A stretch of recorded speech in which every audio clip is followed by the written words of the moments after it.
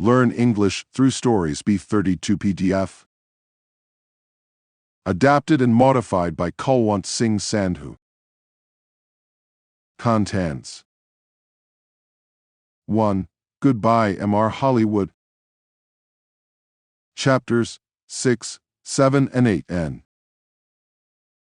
2. Conjunctions 5, 3. Picture Dictionary. Chapter 6, A Tea Party. Nick looked through the doors of the tea room in the Empress Hotel. Meg Hudson sat at a table with a man. The man was about 30, or maybe a year or two younger. He was tall and brown from the sun. He wore a white shirt, white trousers, and white shoes. He said something to Meg, and she laughed. She looked very happy. A waiter came up to Nick. "Can I get you some tea?" he asked. "No, thanks," said Nick. "I'm with the two people over there," and he walked across to Meg's table. "Hello, mystery girl," said Nick. "Remember me? We met at Whistler. Your name?" Meg Hudson sat at a table with a man. Was Jan then? But maybe today it's Meg Hudson. Meg Hudson looked up at him. "Oh," she said, and her face went red. "Who is this Meg?" asked the man. "This is Nick," said Meg. "He's our writer, Nick. This is Craig Winters." "Sometimes called Mr. Hollywood," said Nick. "Maybe. But how did you know that?" asked Craig Winters. "I guessed," said Nick. "And I think I'm beginning to understand. Can I ask you a question, Mr. Winters? Does somebody want to kill you?" Craig Winters' face went white. "Kill me?" "What are you talking about?" asked Meg. "Before I tell you, answer this question, please," said Nick. "You called me Mr. Hollywood in Whistler, and you wanted the man at the next table, the man with white hair, to hear you, is that right?" Meg Hudson sat at a table with a man. Meg Hudson did not answer at first. Then she said quietly, "Yes." "Why?" asked Nick. "I wanted him to follow you, and not me." "Why?"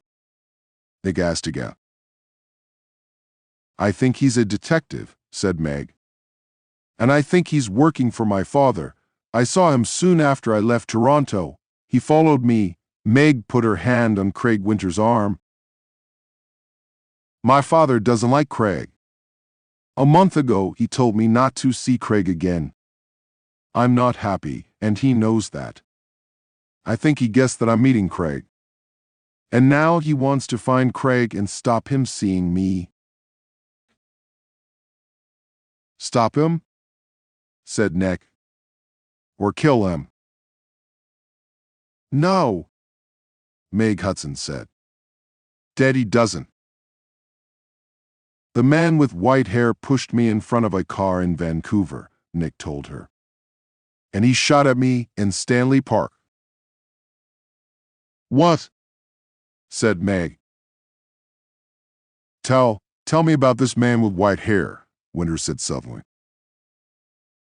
Nick looked at him. "He's about 60, and he's tall and thin," he said. "Do you know his name?" asked Winters. "Vickers," said Nick. Craig Winters suddenly looked ill. Did he follow you to Victoria? Did he follow you here?" "I don't know," said Nick. He watched Winters. "You're afraid of him? Why? Why does this man Vickers want to kill you, Winters?" Before Craig Winters could answer, Meg's face went white. "Oh, no," she said. Look over there by the door." Nick and Craig Winters turned to look. At the door of the tea room stood the man with white hair. He looked up and down the room, and then he saw them and began to walk across to their table. His hand was in his pocket. For a second or two, the three people at the table did not move. Then Craig Winters jumped to his feet. "That's Mr. Hollywood," he screamed. "That man there," and he pointed at Nick. The man's hand came out of his pocket with a gun. "This is for Anna," he shouted. Nick moved very fast.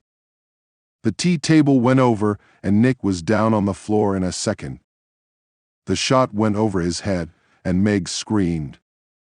At the same time, Craig Winters shouted out and put a hand on his arm. There was blood on his white shirt.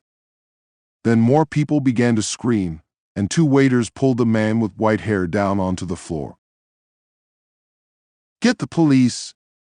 somebody shouted. Meg Hudson sat at a table with a man. Chapter 7. At the police station. It was 7:30 p.m.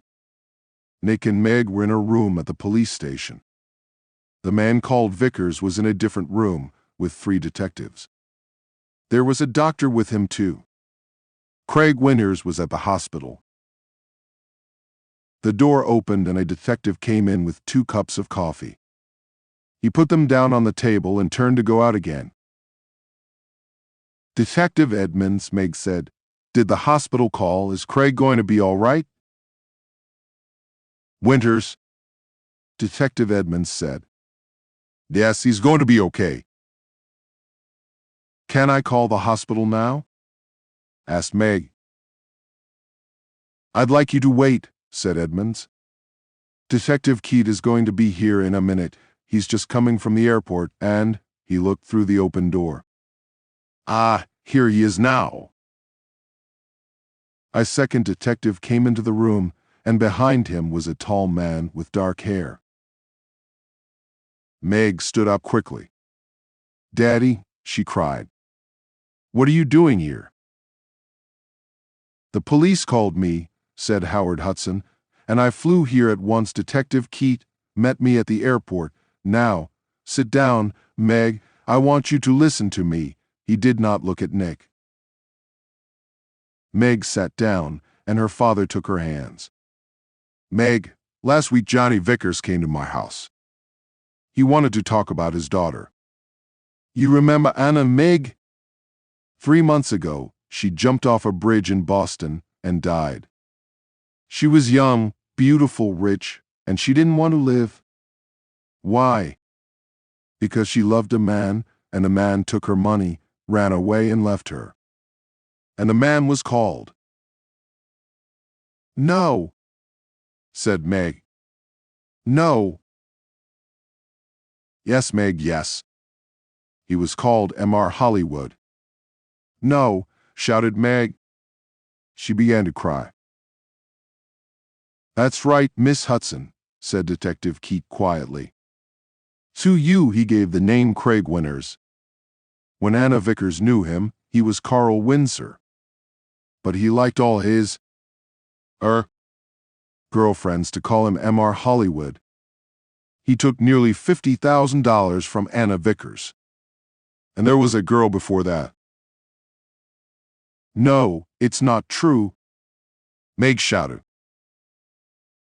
"It is true, Meg," said her father. Windsor gets all his money from rich men's daughters. Johnny Vickers loved his daughter.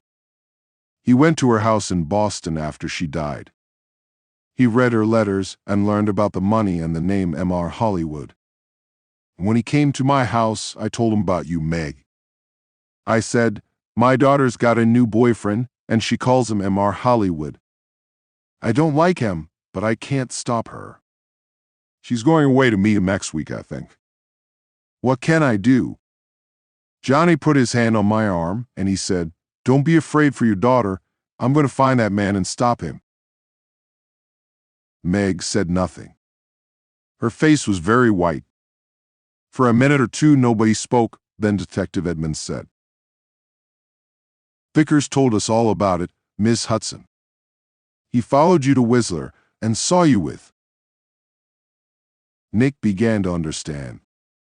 "With me in the cafe, and Meg called me Mr. Hollywood." Howard Hudson looked at Nick. "You're the travel writer guy, right?" "Lortz." "Nick Lortz," said Nick. "Vickers nearly killed me. He shot at me twice, and—" But Howard Hudson was not very interested in Nick. He looked at his daughter again. "How much money did you give him, Meg?" he said. I gave him $25,000, said Meg. "Only for 2 or 3 months, he said. Then She began to cry again. "Well, you can say goodbye to that money," said Hudson angrily. "What's going to happen to Vickers?" Nick asked Detective Edmonds. "Hospital, I think," said Edmonds. "Okay, he shot at you and about 50 people saw him, but he's not a well man. The doctors are going to put him away in a hospital." Howard Hudson stood up. "Okay, Meg, I'm going to take you home. My plane is waiting at the airport." Meg followed her father to the door, then she remembered Nick and turned. "I'm sorry," she said. "I got you into all this. I called you Mr. Hollywood. That was wrong, but I didn't know." "It's okay," said Nick. "You know everything now, and it's better to learn it now, and not later, $50,000 later." Meg said nothing. Meg said nothing. Chapter 8. A Nice Smile. Nick took the evening ferry back to Vancouver. He was tired and hungry, so he went down to get some dinner in the ferry restaurant. The restaurant was busy, and there was only one free table. Nick sat down quickly and began to eat. "I must get back to work tomorrow," he thought, "and forget about millionaires' daughters and men with guns." "Excuse me," somebody said. "Can I sit with you?" Nick looked up. There was a pretty girl next to his table. He got up. It's okay," he said. "You can have this table. I don't want it," and he began to move away. "Please don't go," the girl said. "Stay and finish your dinner," she smiled at him. It was a nice smile. But Nick knew all about nice smiles. "I'm not hungry," he said. And he walked quickly out of the restaurant. The end. Meg said nothing. 2. Conjunctions 5. Conjunctions of time. The conjunctions before, after, since, until, when, while, as, and as soon as are used to say when something happens. They are called conjunctions of time. 1. Take the toy out of the box before you throw the box away. 2. Before you leave the house, be sure that you've got your backpack.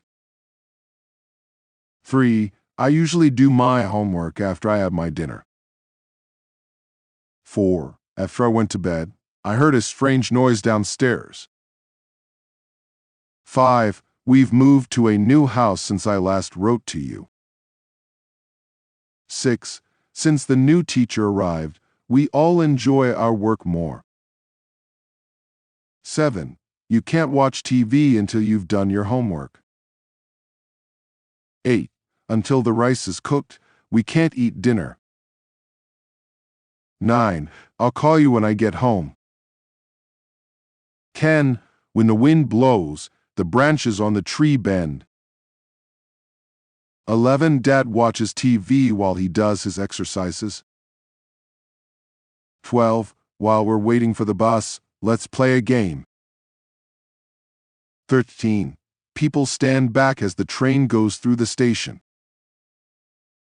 14. As the president's car goes past, everybody waves. 15. We went inside as soon as it started to rain. 16. As soon as you finished your homework, let me see it.